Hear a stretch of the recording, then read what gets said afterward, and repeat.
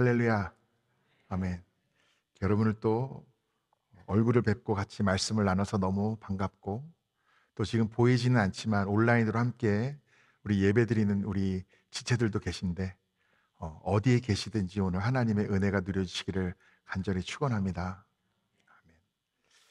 오늘 우리가 나누는 로마서 10장의 말씀은 계속적으로 자신의 그 민족을 향한 바울의 마음이 잘 녹여져 있는 말씀이라고 할 수 있습니다.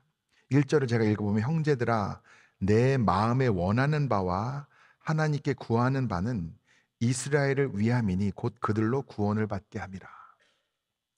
사실 오늘 말씀의 주제와 아주 직접적으로 연관된 이야기는 아닌데, 제가 이 1절을 읽고 나서 설교를 준비하면서 하나님이 주신 마음이 있었습니다. 그게 무엇이냐면, 나라를 그리고 민족을 위해서 기도하는 것을 게을리하지 말아라.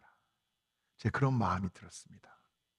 사실 우리가 개인의 구원과 개인의 치유함과 개인의 회개와 용서도 있지만, 성경을 보면은 하나님께서는 한 나라를 구원하기도 하시고 심판하기도 하시고, 그런 역사들이 이 기독교의 역사, 그리고 이 성경 속에 기록된 하나님의 역사 속에는 많이 있습니다. 실제로 우리가 미국 땅에 살고 있지만 뭐라고 얘기합니다? 이 땅은 하나님이 축복하신 땅이다. 또 우리가 고국 대한민국을 이야기할 때도 사실 미국의 웬만한 주보다도 작은 땅덩어리 아니에요. 그렇게 뭐 천연 자원이 있는 것도 아니고, 작은 땅덩어리가 오늘날 이렇게까지 이르기까지 그래도 많은 발전과 축복을 누린 것도 누가 허락하셨기 때문이라고 우리가 고백합니까? 하나님이 허락하셨기 때문에. 그러니까 한 민족, 한 나라를 향한 하나님의 특별한 축복도 있고 구원도 있고 심판도 있는 거예요. 성경에 우리가 의인이라고 생각하면은 떠오르는 사람들이 성경에 많이 있거든요. 구약에 특히 누가 있으니까 다니엘 같은 사람, 에스겔 같은 사람들을 사실은 하나님 앞에 의로운 자들이었잖아요. 그 사람들은 개인적으로 뭘 잘못했기에 노예 생활을 해야 되고 나라 잃은 고통과 서름을 겪어야 했습니까? 자신이 잘못해가지고 그런 걸 경험한 게 아니잖아요. 한 나라가 망한다든지 전체 포로가 된다든지 무너진다든지 하는 것은, 그것은 그 나라와 민족을 향한 하나님의 심판도 있었기 때문인 거거든요. 그러니까 우리가 나 개인이 구원받고 나 개인이 축복받는 것도 중요하지만, 여러분, 좁게는 여러분의 가정, 나만 구원받으면 답니까? 우리 가족들 다 구원받아야 되잖아요. 나만 잘 되면 답니까? 나 잘 되는 것보다 내 자녀들과 내 후손들이 사실은 하나님의 은혜와 축복을 받는 거, 여러분 마음속에 더 크고 귀한 기도 제목 아닙니까? 우리가 그렇기 때문에 기도할 때는 나라와 민족을 위해서 기도하는 것을 결단코 게을리해서는 안 된다는 마음이 이 1절을 읽고 제 마음에 강하게 부어졌습니다. 우리가 가끔 뭐 나라를 위해서, 민족을 위해서 기도한다 그러면은 조금 고리타분하게 여기는 분들도 있어요. 근데 절대 그렇지 않습니다. 특별히 나라 잃은 서름을 겪은 또 우리 역사가 있잖아요. 그리고 여러분 중에는 나라를 잃고 또 무너진 나라를 다시 일으켜 세우고 또 힘든 상황 가운데 나라를 지키는 것에 직간접적으로 경험해 보신 분들도 있으시잖아요. 그러니까 그런 분들은 이게 더 귀한 거예요. 그러니까 여러분, 오늘 이 말씀을 시작하면서 여러분에게 권면하기는, 우리가 지금 어찌 보면 가장 풍요롭고 복된 나라에서 살고 있지만, 그러나 여러분, 복되고 풍요롭다는 것은 물질적으로 그런 것이지 영적으로는 가장 타락하고 있는 곳이 바로 이 나라일 수도 있습니다. 그게 무슨 얘기입니까? 우리가 볼 때는 국제 정세와 이 나라의 군사력과 경제와 전망과 누가 대통령이 됐느냐에 따라서 뭐가 어떻게 바뀌고 그런 것만 우리가 바라보는 게 아니라, 하나님이 뜻하시면 하루아침에 놀라운 축복을 누리는 것이 한 민족이요 나라가 될 수 있고, 아무리 세상적인 기준에 군사력과 경제와 힘과 권력을 다 갖추고 있어도 하루아침에 하나님이 무너뜨리시면 없어지는 것이 민족이요 국가가 될 수도 있는 것인데, 여러분 그렇게 믿으십니까? 우리가 단순히 이 나라가 잘 먹고 잘 살기 위해서만 기도할 것이 아니라 영적으로 타락하고 하나님을 두려워하지 않고 하나님이 아닌 나 자신과 다른 수많은 우상들을 섬기며 타락해 가고 있는 이 나라와 민족을 향해 바울이 자신의 민족인 유대인들의 구원을 위하고 그들을 안타깝게 여겼던 것 같이 여러분도 하나님의 마음을 품으시고 나라와 민족을 위해 쉬지 않고 기도하시기를 간절히 축원합니다. 그 말씀을 드리면서 오늘 이 말씀을 여러분과 나누려고 해요. 왜 바울이 이렇게 안타까워했느냐? 그것은 이 유대인들이 굉장히 잘못된 신앙관을 갖고 있었기 때문입니다. 우리가 다 구원을 받기를 소망하지 않습니까? 유대인들도 그랬어요. 근데 유대인들은 열심도 있었고 나름의 지식도 있었는데 지식도 잘못된 지식이고 열심도 잘못된 열심이었어요. 제가 초등학교 때까지 LA에 살다가 미국에서 한국으로 돌아갔는데 미국에서 초등학교 다닐 때는 경험해보지 못했던 이 공부에 대한 이 스트레스가 한국에 가니까 엄청나더라고요. 초등학교 때부터 선생님들이 학교에서 하는 미담이 초등학교 때부터 뭐냐면 내가 가르쳤던 제자가 이번에 도에서 수석을 했는데 걔는 매일 도서관에서 밤을 새서 엉덩이에 땀띠가 났다는 거예요. 그러니까 여러분 생각해보면 제가 미국에서 이제 가가지고 이제 말도 막 알아들을까 말까인데 선생님이 말씀하시는 게 엉덩이에 땀띠가 나야 된다는 거예요. 그렇게 공부를 해야지 잘한다는 거예요. 그러니까 이제 한국으로 돌아가니까 공부는 어떤 사람이 잘하는 거예요? 엉덩이에 땀띠 나는 사람. 그러니까 열심히 하는 사람. 그래서 저도 열심히 나름 해봤는데 열심히 해도 또 성적이 안 오르더라고요. 그러니까 제가 나중에 서서히 깨닫게 돼, 공부 잘하는 분들은 진작에 다 아실 텐데 무조건 엉덩이 오리 붙여 앉아있다고 공부 잘하는 게 아니더라고요. 이제 공부 제일 못하는 케이스가 뭐냐면 밤은 샜는데 시험에 안 나오는 것만 공부하는 사람 있잖아요. 분명히 수업 시간에 선생님이 이거 중요하다고 하면은 그거 체크해놨다 그거만 공부해도 웬만큼은 점수가 나오는데 꼭 수업 시간에 딴 책 보고 그리고 또 딴 책 공부하다가 분명히 밤은 샜는데 시험지를 보면 아는 게 하나도 없어요. 그러면 그거는 열심히는 했지만 헛된 열심인 거죠. 제가 이번 6월에도 그 워싱턴 DC에 가서 조금 강의를 합니다만 저도 이거는 제가 또 강의를 하기 전에는 그렇게까지 자세히 몰랐던 건데 이제 강의를 하다 보니까 학생들한테 페이퍼를 쓰라고 하잖아요. 보통 일반적인 게 강의를 하다 보면은 그 과목에 따라서 주 교재가 메인 텍스트가 있고 그죠? 부교재가 있고 참고 도서들이 있습니다. 근데 이제 페이퍼를 쓰다 보면 아무리 짧은 페이퍼라도 내가 한 얘기가 아니면은 풋노트를 달아야 되잖아요. 밑에다가 이게 어느 책에 누가 쓴 건지 아니면 예를 들어서 교수님이 강의 중에 하신 말씀이면은 몇 월 며칠 아무개 교수님 강의 중 이렇게 풋노트를 달거든요. 근데 페이퍼를 누가 썼는데 편집도 잘 돼 있고 그냥 얼핏 보면은 이게 풋노트도 적당히 달려 있고 그러니까 되게 그럴듯한 거예요, 모양이. 근데 자세히 보니까 그 참고했던 책들이 주교재도 아니고 부교재도 아니고 참고문헌도 아니에요. 무슨 얘기냐면 이 페이퍼는 이 수업을 안 들었어도 쓸 수 있는 페이퍼예요. 그러면 학점을 잘 줄까요? 안 줄까요? 안 주죠. 잘 안 줍니다. 제가 볼 때 제일 좋은 거는 몇 월 며칠 교수님 강의 중이라고 쓰는 게 저는 제일 좋은 것 같아요. 왜냐하면 교수님이 보시기 이 학생이 수업을 열심히 들었구나. 그리고 또 인간적으로도 기분이 좋잖아요. 내 말을 인용을 하니까. 그리고 선생님이 강조하였던 그 책에 내용이 들어가야 이 학생이 수업을 열심히 들었구나. 내가 가르치는 것을 배웠구나. 근데 공부 못하는 사람들은 또 막 쳤는데 이거 내가 가르친 내용은 하나도 없네. 그러면 좋은 학점을 받을 수가 없죠.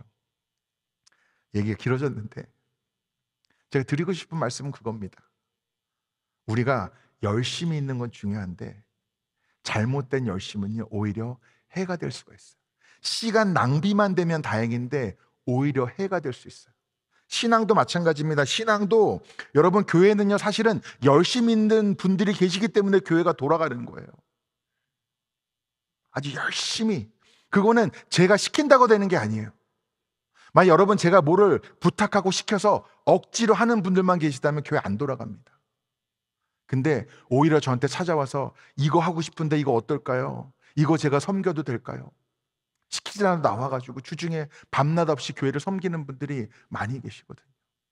여러분 보시는 거 무엇 하나, 이 꽃꽂이 같은 것도 여러분이 얼마나 사실 많은 정성과 고민이 들어가는 거겠습니까? 이걸 하시는 분들이 계시니까 이게 이루어지는 거거든요. 근데 열심 중에는 잘못된 열심도 있어요. 우리가 모든 신앙에 있어서 기준은 뭐가 돼야 되냐면 하나님의 말씀입니다. 맞습니까? 우리의 모든 신앙의 기준은 하나님의 말씀이에요. 다른 그 무엇도 아닙니다. 담임 목사도 아니에요. 하나님의 말씀이 기준입니다. 근데 저와 여러분 중에 이 교회에서 나고 자란 분이 많지 않고, 많은 경우에는 다른 교회에서 신앙생활 하다 오신 분들이 많이 계세요. 그러다 보면 교회마다 신앙의 전통이 있고, 예배를 드린다든지 신앙생활 하는지 헌금생활 한다든지 그 방식들이 다 달라요. 그러면 나는 내가 나서 잘하고 보고 배운 것들이 나한테는 뭐예요? 기준이 됩니다. 그러다 보면은 와가지고 내 기준에 맞지 않게 신앙생활 하는 사람들은 어떻게 된 거예요? 잘못된 거죠. 그러니까 고쳐야 되는 거예요. 바꿔야 되는 거예요. 여러분, 굉장히 우리가 조심해야 되는 부분입니다. 사실 다른 분들 이야기할 거 없이요, 제가 제 얘기를 해볼게요.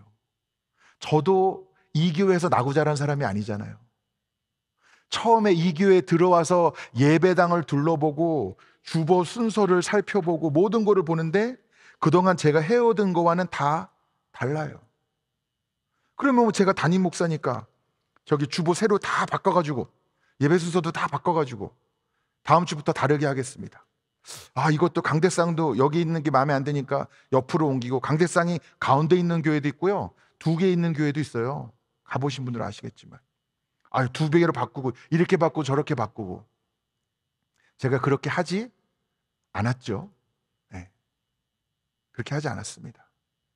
제가 배우기는 어떻게 배웠냐면, 만약 고치거나 바꿔야 되는 게 있으면, 이게 진리의 문제가 아니라면, 옳고 그름의 문제가 아니라면 가능하면 성도님들이 모르게 서서히 바꿔가라. 저는 그렇게 배웠어요. 저희 아버님이 평생 저에게 하신 말씀이, 목사는 선장이니 배의 방향을 바꿔야 되면 바꾸는데 너무 빨리 돌리면 어떻게 돼요? 배가 뒤집어지잖아요. 그러니까 타고 있는 분들은 방향을 바꾸는 것조차 느끼지 못할 정도로 부드럽게 돌려야 된다는 거예요. 그러니까 강대상을 옮기려면 어떻게 옮겨야 돼? 1년에 1인치씩 옆으로 1년에 1인치씩 옮기고, 주보도 바꾸려면은 조금씩 여러분이 힘들지 않으시게. 제가 전에 있던 교회, 이제 미국 교회인데, 그때는 제가 사실 좀 바꾸고 싶은 게 굉장히 많았는데 제 나름대로는 천천히 바꾼다고 바꿨는데도 이분이 오늘 찾아오시더니, 아, 목사님, 제가 직장 생활하는데 직장도 매일 뭐 바꾸는 게 일상이라는 거예요. 변해야 된다, 변해야 살아남는다, 바뀌어야 된다, 새로운 거에 적응해야 된다. 그래서 그냥 일주일 내내 변해야 된다 이 소리만 듣다가 온대요, 교회. 그러니까 제발 목사님, 교회만큼은 지난주에 내가 앉았던 그 똑같은 교회, 익숙한 교회, 편안한 교회 내가 지금 있고 싶은데 여기도 자꾸 또 뭘 바꾼다 그러니 제가 힘이 듭니다. 그러더라고요. 일리가 있는 얘기잖아요. 그러니까 우리가 바꿀 거는 바꿔야죠. 그렇죠? 세상이 변하는데 우리가 안 변할 수 있습니까? 그리고 우리는 예수 그리스도의 그 복음을 품고 세상을 변화시키는 것이 우리의 정체성이잖아요. 그러니까 수천 년간 변하지 않는, 그리고 앞으로도 변하지 않을 절대적인 진리를 품은 것이 우리 교회이지만, 동시에 우리 복음의 정체성은 무엇입니까? 보라, 새 것이 되었다. 모든 것을 새롭게 하시겠다는 하나님의 그 계획도 그 안에 포함이 돼 있잖아요. 그런데 문제는 본질적이지 않은 것에 우리가 나도 모르게 집착하고 바꾸려고 하다 보면은 불필요한 갈등이나 또 누구에겐가는 상처가 될 수 있다는 것이죠. 그러니까 잘못된 열심은 굉장히 위험할 수도 있습니다. 나도 행복하지 못하고 다른 사람들을 불행하게 만들 수 있다는 것이죠. 근데 유대인들의 신앙의 태도가 이랬습니다.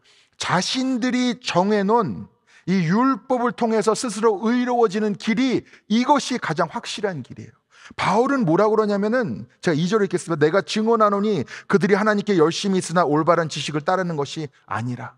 이거 유대인들을 들으면은 굉장히 기분 나빠할 말이에요.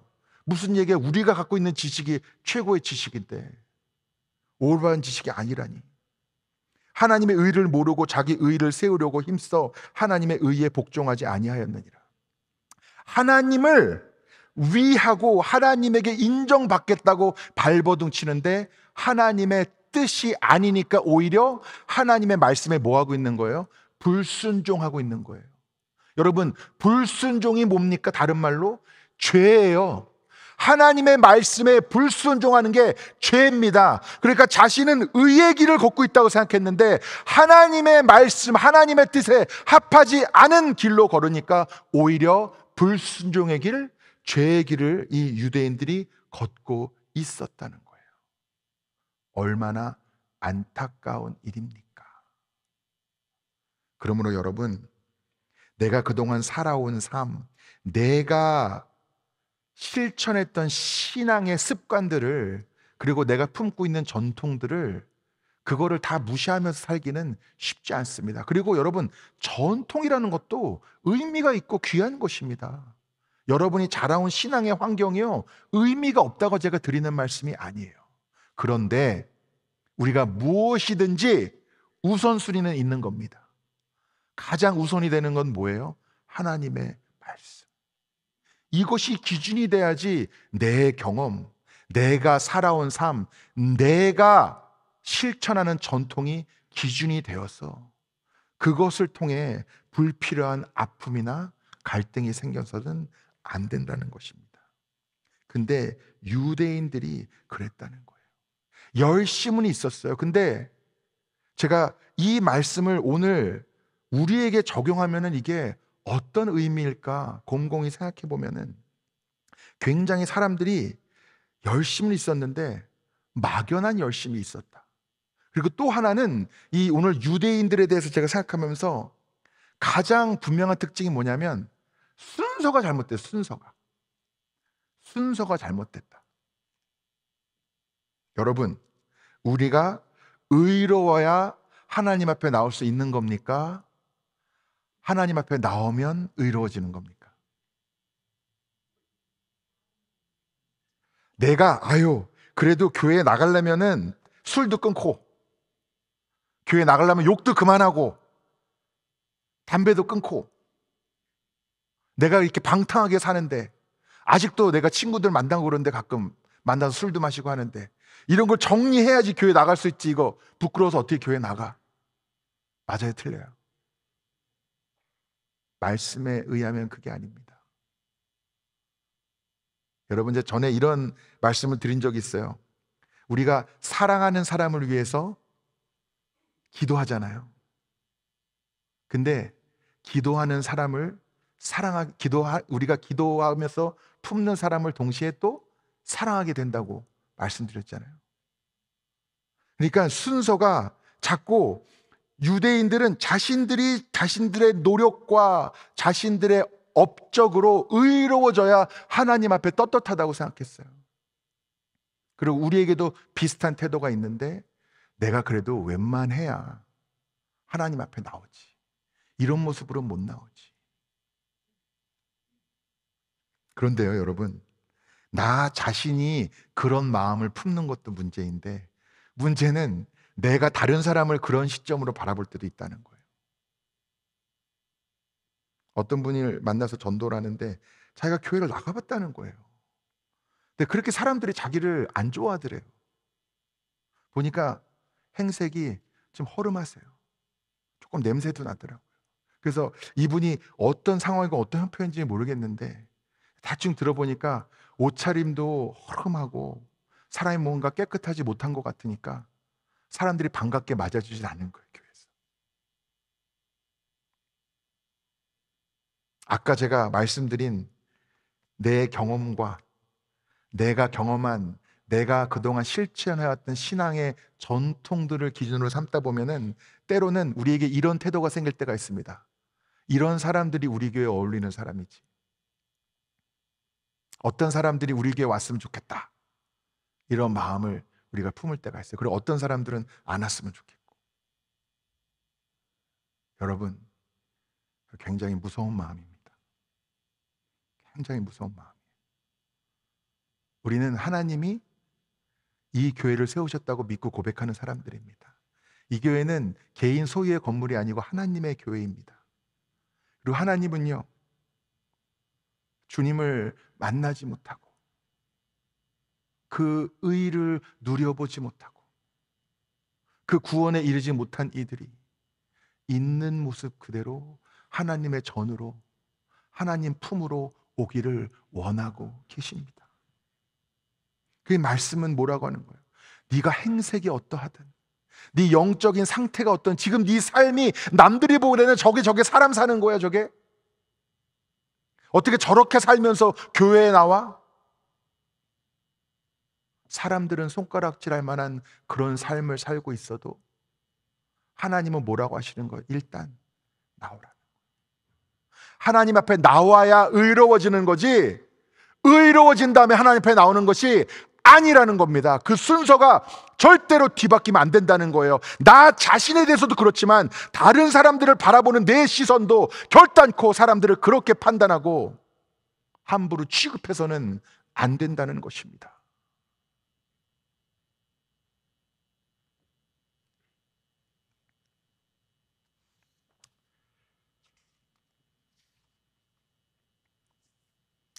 하나님이 우리에게 주시는 구원은 굉장히 귀한 것입니다.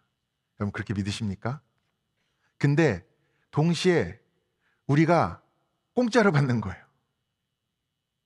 근데 사람들이 내가 싸게 구하거나 값을 치르지 않으면은 그것을 귀하게 여기지 않는 경향이 있습니다. 제가 어디서 읽은 얘기인데 어떤 보석 가게에서 그 터키석이 좋은 게 들어왔대요.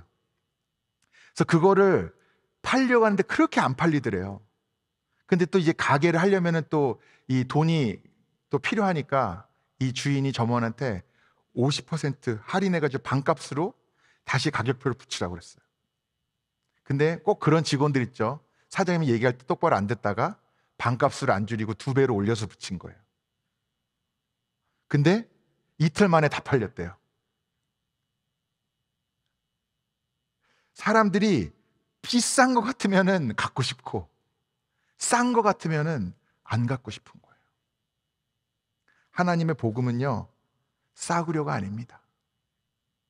하나님의 복음은 싸구려가 아니고 이미 하나님께서 완납을 해주신 거예요. 값을 치러주신 겁니다. 여러분, 무엇으로 값을 치르셨습니까? 생명으로 치르셨어요. 핏값으로 치르셨어요. 하나밖에 없는 아들을 희생하면서 치르신 것이 저와 여러분이 누리는 복음의 대가입니다.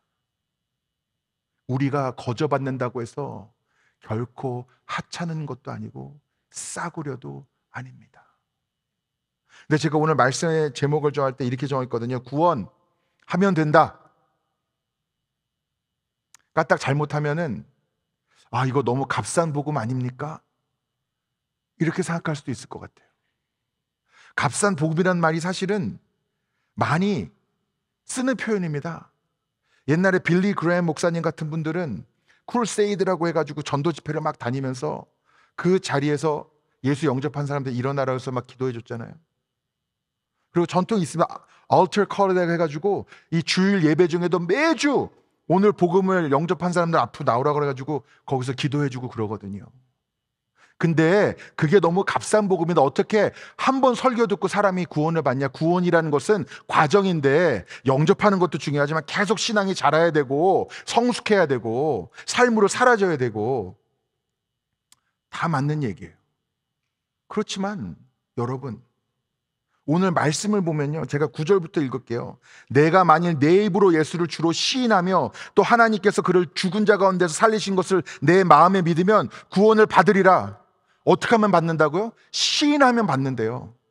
내 입술로 시인하는 것이, 이게 삐딱하게 보면 그런 거. 에이, 삶은 전혀 믿음으로 사는 게 아닌데 내 입술로만 저 사람은 믿는다고 그래. 아니에요. 입술로 고백하는 것이 분명히 의미가 있다고 하나님 말씀하고 계세요. 여러분, 부부 사이에 어떤 말들이 오가느냐가 좀 중요하다고 생각하는데, 제가 이게 모범적인 부부 생활을 한다고 말씀드릴 수는 없지만 제가 그냥 깨달은 거 하나 말씀드리면, 제가 이런 생각을 했거든요. 아내한테 사랑한다는 걸 표현하고 싶은데 그냥 제가 그렇게 좋은 남편이 아닌 것 같은데 사랑한다 그러면은 이 사람 괜히 행동을 안 하면서 말로만 사랑한다고 그런다고 아내가 서운해할 것 같았어요. 그래서 하고 싶은 마음은 늘 넘쳐났지만 제가 자제했습니다. 근데 마음을 바꿔먹었어요. 사랑한다고 말하는 것 자체가 의미가 있습니다. 그래서 저는 아주 자주 합니다. 예, 뜬금없이 전화해서도 하고 막 그래요. 여러분도 오늘 가족들에게, 아내와 남편에게 꼭 사랑한다고 고백하시기를 바랍니다. 그 고백 자체, 그 말 자체에 의미가 있는 거예요. 그러니까 자꾸 우리는 행동으로, 삶으로 나타내지 않으면서 말로만 신앙. 근데 그 생각이 전혀 틀린 것은 아니지만 그쪽으로 우리의 신앙이 깊어지다 보면 결국 유대인들의 스스로 자신들이 행동과 자신의 업적으로 스스로 의로워져야 된다는 그 신앙에 가까워지기가 쉽다는 거예요. 그것이 아니고 우리는 일단 입술로 고백하고 마음으로 믿고, 또 10절에 사람이 마음으로 믿어 의에 이르고 입으로 시인하여 구원에 이르느니라. 11절 성경에 이르되 누구든지 그를 믿는 자는 부끄러움을 당하지 아니하리라. 입술로 시인하는 게 중요해요.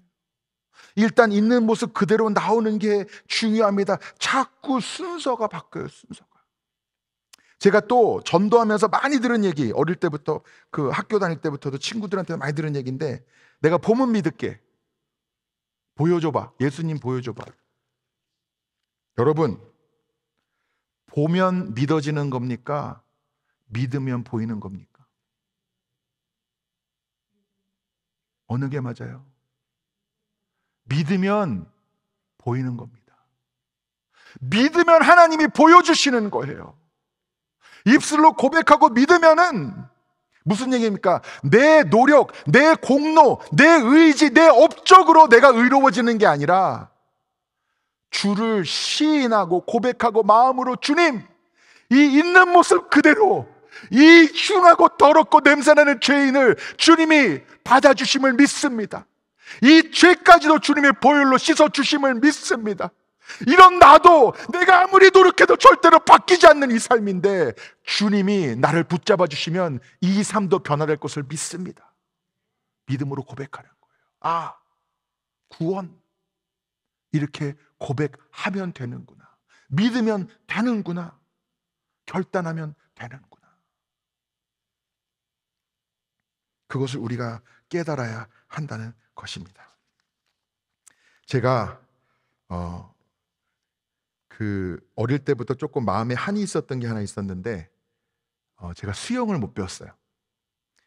제가 수영을 아예 못하진 않았습니다. 제가 강원도에서 또 자라가지고 개울가를 많이 갔기 때문에 물에서 제가 꽤 잘 놉니다. 근데 그런 수영을 말하는 게 아니라, 여러분 이제 이 피트니스 센터 다녀보시면 LA 피트니스나 라이프타임 같은 데 다니시는 분들 많이 계실 텐데, 이 수영을 제대로 배운 분들은 계속 되게 멋있게 수영을 하거든요. 쉬지도 않고 왔다 갔다.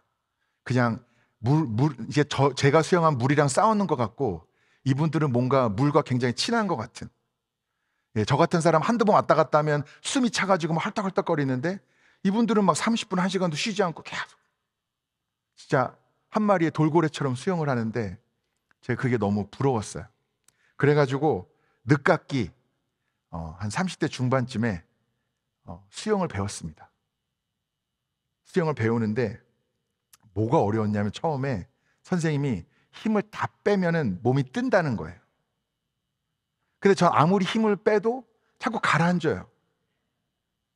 이게 아니 내가 이렇게 몸이 무거운데 어떻게 떠? 그래가지고 몸의 힘을 완전히 빼서 뜨기까지 생각보다 오랜 시간이 걸렸어요. 그 전까지는 계속 이 물이랑 싸우는 거예요. 수영하는 게 아니고.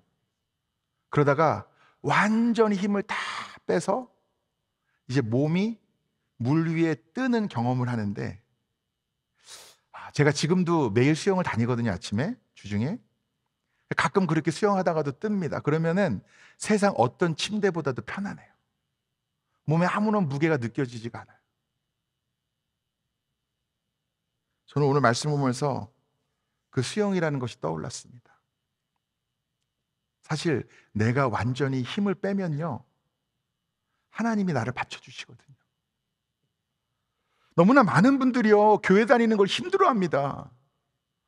목사님, 교회는 왜 이렇게 해야 되는 것도 많고 하면 안 되는 것도 많고. 목회자도 목회하다 보면은 힘들 수도 있어요. 일이 많고 적은 것도 힘들 수 있겠지만 사람과 사람의 관계는 어려운 거잖아요.